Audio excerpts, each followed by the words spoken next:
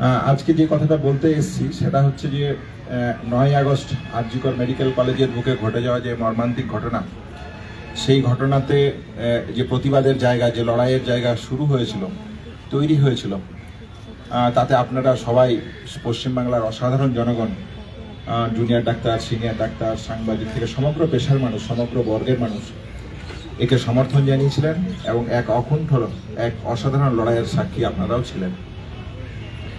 এবং এই লড়াইয়ের জায়গা থেকেই তৎকালীন আর.জি. কর মেডিকেল কলেজের অধ্যক্ষ সন্দীপ ঘোষ এবং আর.জি. কর মেডিকেল কলেজের ছাত্রনেতা আশিস পান্ডে, তারা আজকে জেলবন্দি, কারাবন্দি, আর্থিক দুর্নীতির দায়ী। সেই মামলার পুঙ্খানুপুঙ্খ ডিটেলস বিবরণ আপনারা দেখেছেন, আপনারা কম বেশি সবাই অবগত ছিলেন।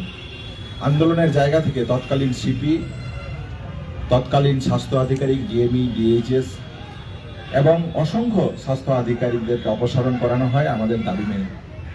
মুখ্যমন্ত্রীর সাথে নবান্ন সভাগৃহে যে বৈঠক হয় ওয়েস্ট বেঙ্গল জুনিয়র ডক্টরস ফ্রন্টের পক্ষ থেকে জুনিয়র ডাক্তারদেরকে সাথে নিয়ে, সেই বৈঠকে মুখ্যমন্ত্রীর সাথে যে প্রতিবাদের জায়গা স্বরূপ আমি যে বক্তব্য রাখি, সেই জায়গা থেকে রাজ্য প্রশাসন, রাজ্য সরকার আমার উপর ক্ষুব্ধ হয়, ক্ষিপ্ত হয়।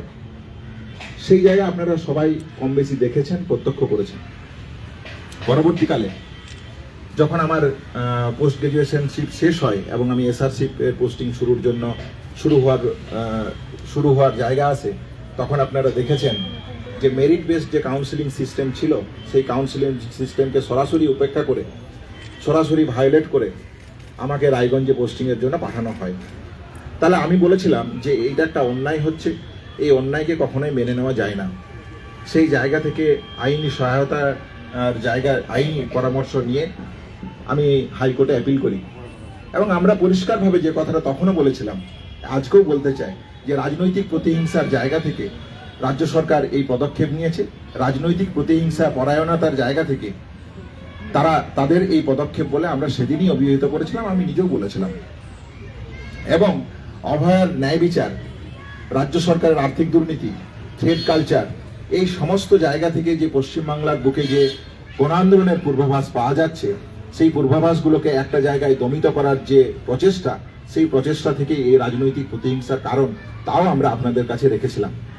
তাহলে যদি দেখতে হয় এই যাত্রাপথটা কেমন ছিল, তাহলে যে জায়গাটা প্রথমে সামনে আসে যে রাজনৈতিক প্রতিহিংসার যে নিদারুণ পদক্ষেপ, সেই পদক্ষেপকে যদি আমরা দেখি, তাহলে তো একটা পোস্টিংয়ের মিনিমাম মামলা ছিল।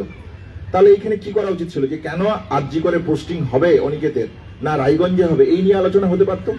কিন্তু অ্যাডভোকেট জেনারেল, তৃণমূল সাংসদ কল্যাণ ব্যানার্জি অ্যাডভোকেট, তারা আর্গুমেন্ট করলেন কি না, কলকাতা এর জুরিসডিকশন, যে না এর অধিকারী হাইকোর্টের এখতিয়ারই নেই, এই মামলার বিচার করার এখতিয়ারই হাইকোর্টের নেই, এই মামলার বিচার করবে স্টেট অ্যাডমিনিস্ট্রেশন ট্রাইব্যুনাল, স্যাটে। কারণ এসব যারা, তারা সরকারি কর্মচারী। 3 মাস এই মামলার হেয়ারিং চললো, সেই জায়গাতেও রাজ্য সরকার হেরে গেল। তারপর তারা এই ঘটনাকেই কেন্দ্র করে আবার ডিভিশন বেঞ্চে যায়, সেখানেও তারা হেরে যায়। আবার লড়াই শুরু হয়, আবার রাজনৈতিক প্রতিহিংসার জায়গা যখন সুস্পষ্ট হয়ে আসছে, তারপর সিঙ্গেল বেঞ্চ যখন 24শে সেপ্টেম্বর রায় দেয় যে না আমার এসআরশিপ এর পোস্টিং আর.জি. করে দিতে হবে এবং ইমিডিয়েট এফেক্টকে স্বাস্থ্য ভবন এবং রাজ্য সরকারকে আমাকে জয়েন করাতে হবে, সেই 24শে সেপ্টেম্বরের অর্ডারের পর আজ প্রায় এই বছরটা পুরো অতিবাহিত হলো, কই এখনো অবধি আমি কিন্তু পোস্টিং আর.জি. কর মেডিকেল কলেজে পোস্টিং আমি পেলাম না। রাজনৈতিক প্রতিহিংসার চরিতার্থ করার জন্য সিঙ্গেল বেঞ্চের রায়কে চ্যালেঞ্জ জানিয়ে তারা ডিভিশন বেঞ্চে গেল। 6ই নভেম্বর ডিভিশন বেঞ্চ পরিষ্কারভাবে জানিয়ে দিল যে না, অনিকেত মাহাতোকে আর.জি. কর মেডিকেল কলেজেই পোস্টিং দিতে হবে, আর.জি. কর মেডিকেল কলেজেই রাখতে হবে। অথচ দেখা গেল যে এই জায়গায় ডিলেমির জায়গা থেকে এই রাজনৈতিক প্রতিহিংসা আরো চরিতার্থ করার জন্য তারা কি করলো, তারা যে জায়গাটা করলো যে তারা অপেক্ষা করলো, চুপচাপ বসে থাকলো ডিভিশন বেঞ্চের রায়ের পরেও। আমি যখন আদালত অবমাননার মামলা নিয়ে হাইকোর্টে গেলাম, তখন তারা সুপ্রিম কোর্টে গেল এসএলপি ফাইল করতে। সুপ্রিম কোর্টের নির্দেশ দিল, পরিষ্কার নির্দেশ দিল যে না এই অন্যায় হচ্ছে এবং 14 দিনের মধ্যে, সময়সীমার মধ্যে আমাকে পোস্টিং জয়েন করাক, আমাকে পোস্টিং দেওয়া হোক আর.জি. কর মেডিকেল কলেজে, এই কথা পরিষ্কারভাবে সুপ্রিম কোর্ট জানালো। 14 দিনের সময়সীমা পেরিয়ে গেল। আমরা যখন স্বাস্থ্য ভবনে এর জন্য জানতে চাইলাম যে আমার পোস্টিং কবে দেবেন, দেখা গেল সেই জায়গাতেও যে জায়গাটাকে সামনে নিয়ে এলো, সেটা হচ্ছে বাইরে 100 মিটার বাইরে পুলিশের ব্যারিকেড দাঁড় করিয়ে, পুলিশ লেলিয়ে দিয়ে আমাদেরকে দেখা, তো মানে পোস্টিং তো দূরের কথা, ডিএমই, ডিএইচএস, প্রিন্সিপাল সেক্রেটারির সাথে দেখা করার ন্যূনতম প্রয়োজনটুকু তারা করলেন না।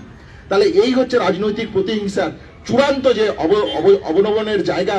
আজকে যদি পশ্চিমবাংলার বুকে দেখতে হয় তাহলে এই জায়গা ছাড়া কোথায় থাকে? সুপ্রিম কোর্টে অ্যাডভোকেট মানে রাজ্যে হাইকোর্ট যখন চলছে তখন সওয়াল করছেন অ্যাডভোকেট জেনারেল তৃণমূল সাংসদ কল্যাণ বন্দ্যোপাধ্যায়। এরা বলছেন যে না, এই জায়গা এই পোস্টিং এর দাবি অনৈতিক, অন্যায়, রাজ্য সরকার কিছু করেনি। সুপ্রিম কোর্ট বলে দেওয়ার পরও, সমস্ত কিছু রেখে দেওয়ার পরও সুপ্রিম কোর্টে উকিল হিসাবে কাকে দাঁড় করছেন রাজ্য সরকার? অ্যাডভোকেট, সিনিয়র অ্যাডভোকেট কপিল সিবালকে। কোটি কোটি টাকার নয় ছয়, কোটি কোটি টাকার ধ্বংস তারা শুধুমাত্র একটা পোস্টিং এর কেন্দ্র করে রাজনৈতিক প্রতিহিংসা চরিতার্থ করার জন্য রাখতে চাইছে। তাহলে সেই জায়গা থেকে আমি মনে করি যে এখনো অবধি আমি কিন্তু পোস্টিং পাইনি, এখনো অবধি পোস্টিং এর কোনো অর্ডার রাজ্য সরকারের দিক থেকে, স্বাস্থ্য ভবনের দিক থেকে পাইনি। তাহলে এই যে সাময়িক যে রাজনৈতিক প্রতিহিংসা চরিতার্থ করার যে জায়গা রাজ্য সরকার নিচ্ছে, স্বাস্থ্য ভবন নিচ্ছে, সমস্ত সুপ্রিম কোর্টের নির্দেশকে অবমাননা করার পরেও কোনো কোর্ট, কোনো বিচার ব্যবস্থা, কোনো জায়গা বিন্দুমাত্র তারা কোনো রকমের কোনো প্রয়াস রাখতে চায় না যে তাদের একটাই দাবি, রাজনৈতিক প্রতিহিংসা আমি চরিতার্থ করব এবং যারা আন্দোলন করবে, ফেড কালচারের বিরুদ্ধে কথা বলবে, আর্থিক দুর্নীতির বিরুদ্ধে কথা বলবে, এভিডেন্স টেম্পার এবং ইনভেস্টিগেশন হাসাপ অভয়ার ন্যায় বিচারে হয়েছে তার সামনে দাঁড়িয়ে কথা বলবে, তাদেরকে এইভাবেই রাজনৈতিক প্রতিহিংসার শিকার হতে হবে। তাহলে আমি আজকে মনে করি পরিষ্কারভাবে এই দীর্ঘ 7.5 মাস, 8 মাসের কাছাকাছি অতিবাহিত হওয়ার পর আমার যে চিকিৎসার জীবন আছে সেই জায়গা থেকে আমি ফিল করি যে আমাকে অভয়ার ন্যায় বিচার, অভয়ার যেমন রেপ এবং মার্ডার হয়েছে, একটা ইনভেস্টিগেশনের সিবিআই, সুপ্রিম কোর্ট রেপ এবং মার্ডার করেছে। আমি মনে করি এই রাজনৈতিক প্রতিহিংসা চরিতার্থ করার জায়গা থেকে রাজ্য সরকার আমার ডাক্তারি জীবনের সত্যিকারের একটা মার্ডারের মতন পদক্ষেপের দিকে তারা এগোতে চায়।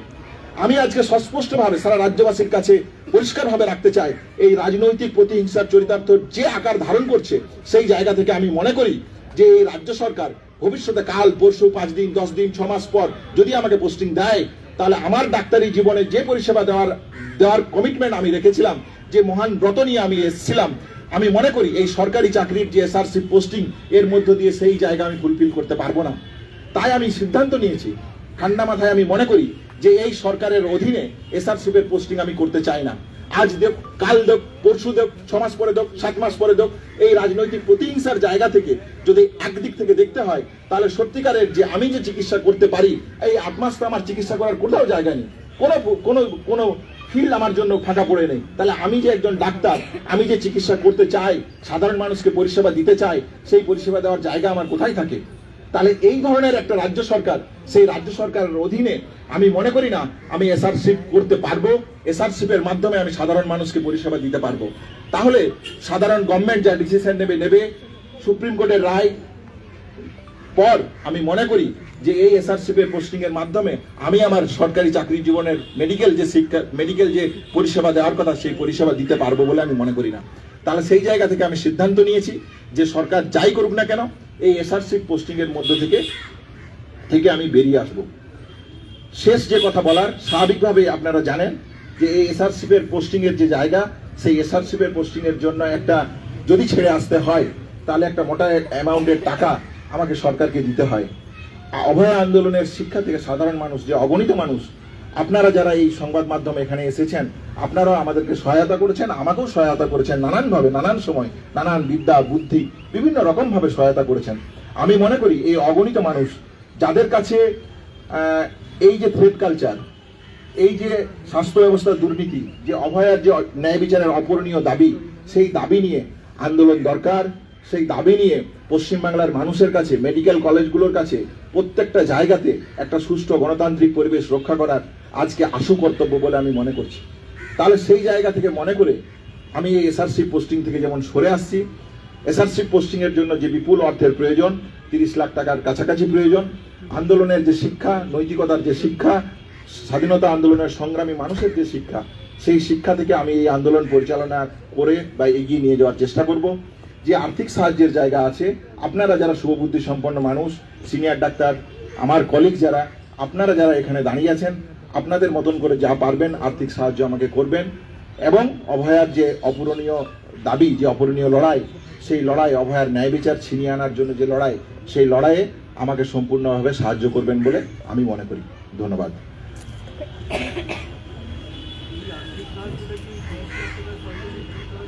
হ্যাঁ, এই আর্থিক সাহায্য বন্ড পোস্টিং থেকে বেরিয়ে আসার জন্য যে 30 লাখ টাকা, তার জন্য। শুভানুধ্যায়ী মানুষের কাছে আবেদন রাখছি যে তারা যেন এই সহায়তা আমাকে করে। এটাই তাদের কাছে একটা এপিল বা আবেদন বলতে পারেন, এইটুকুই। তাদের প্রত্যেকেরই আইনি খরচ বা যা খরচ সেটা দিচ্ছিল ডাব্লিউবিজেডি। তাহলে এক্ষেত্রে যদি আপনি সিদ্ধান্ত নেন এসআরশিপ ছাড়াই, তাহলে এই টাকাটা আপনি সাধারণ মানুষের কাছে চাইছেন, আপনি অর্গানাইজেশনের সাথে কেন কথা বলছেন না? প্রত্যেকেই দেখুন, West Bengal junior doctors fund যারা সহযোদ্ধা, যারা যারা একসাথে আমরা লড়াই করেছি, এদের সাথে সম্পর্ক মানে যে শুধুমাত্র আমি পদত্যাগ করেছি মানে এদের সাথে আর সম্পর্ক নেই বা আশু কর্তব্য নেই এরকম নয়। এদের সাথে আমার যোগাযোগ অত্যন্ত হৃদয়ের এবং আত্মিক যোগাযোগ, শুধুমাত্র যে একটা সংগঠনের স্বার্থে যোগাযোগ এরকম যোগাযোগ নয়। তাহলে স্বাভাবিকভাবেই এদের সাথে আমার যোগাযোগ এখনো থাকবে, ভবিষ্যৎ আগেও ছিল, এখনো থাকবে, ভবিষ্যতেও থাকবে।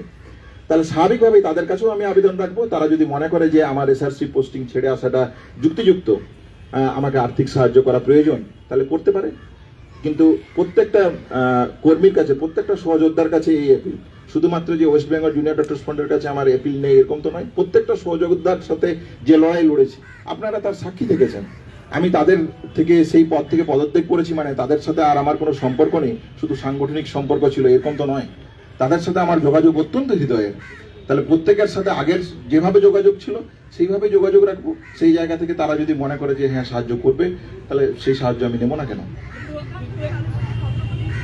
না, এই সিদ্ধান্ত আমার ব্যক্তিগত সিদ্ধান্ত।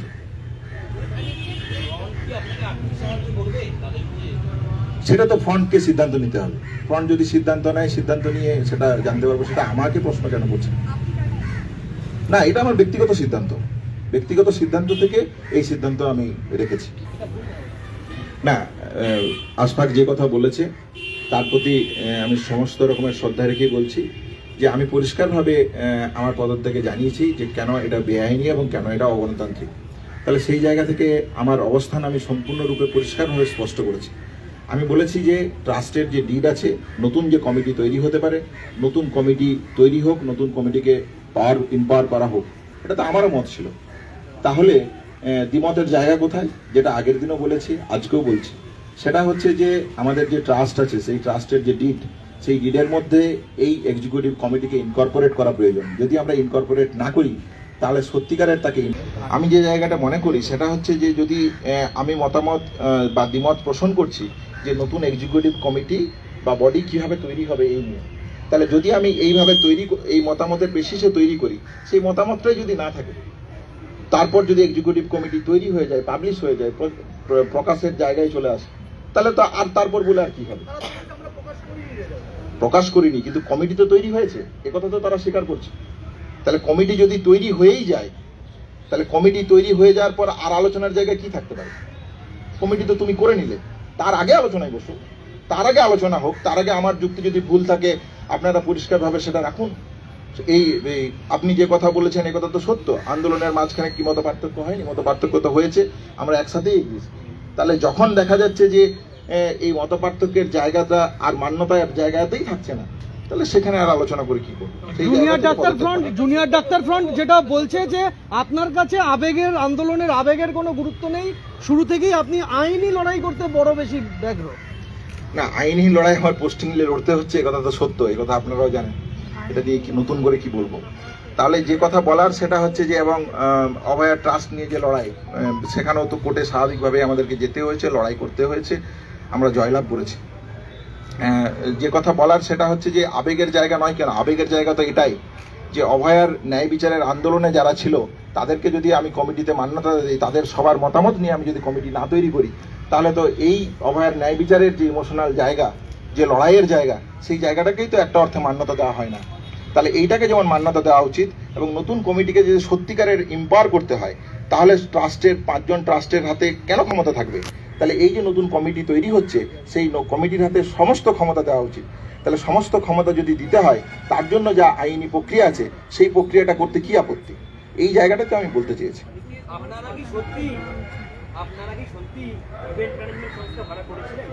না, এই জায়গাটাকে একটা সম্পূর্ণ একটা মিস কনসেপশন নিয়ে আপনারা আলোচনা করছেন, প্রশ্ন করলেন বলে আজকে উত্তর দিতে সুবিধা হবে। দেখুন, আন্দোলনের সময় আপনারা দেখেছেন যে পুলিশ আমাদের গাড়ি ভ্যান নিয়ে যাচ্ছে, বাস আটকে দিচ্ছে, আমাদের ছেলেরা ত্রিপল নিয়ে যাচ্ছে, ত্রিপলকে আটকে দিচ্ছে, সেই ভ্যানকে থানায় ডিটেন করে নিচ্ছে। তাহলে স্বাভাবিকভাবেই আন্দোলন পরিচালনা করার জন্য যেটুকু যে জায়গা থেকে রিসোর্স পেয়েছি সেই রিসোর্সের জায়গা থেকে আমরা এই কাজ করেছি।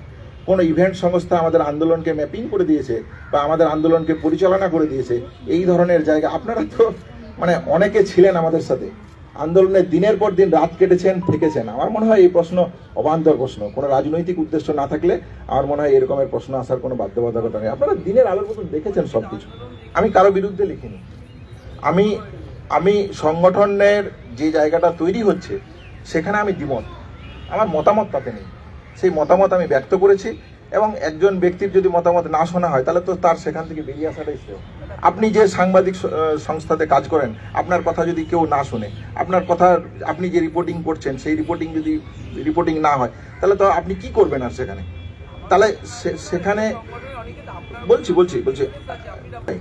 তাহলে হচ্ছে যে এইখান থেকে যে প্রশ্নটা আসছে সেটা হচ্ছে যে আমার কি ছেড়ে দিতে খুব খুশি হয়েছে আমি নাকি? তাহলে স্বাভাবিকভাবে এটা তো সত্যিই দুঃখের, যন্ত্রণার। তাহলে এই দুঃখের, যন্ত্রণার, কষ্টের জায়গা থেকে আমাকে ছেড়ে দিতে বাধ্য হয়েছে।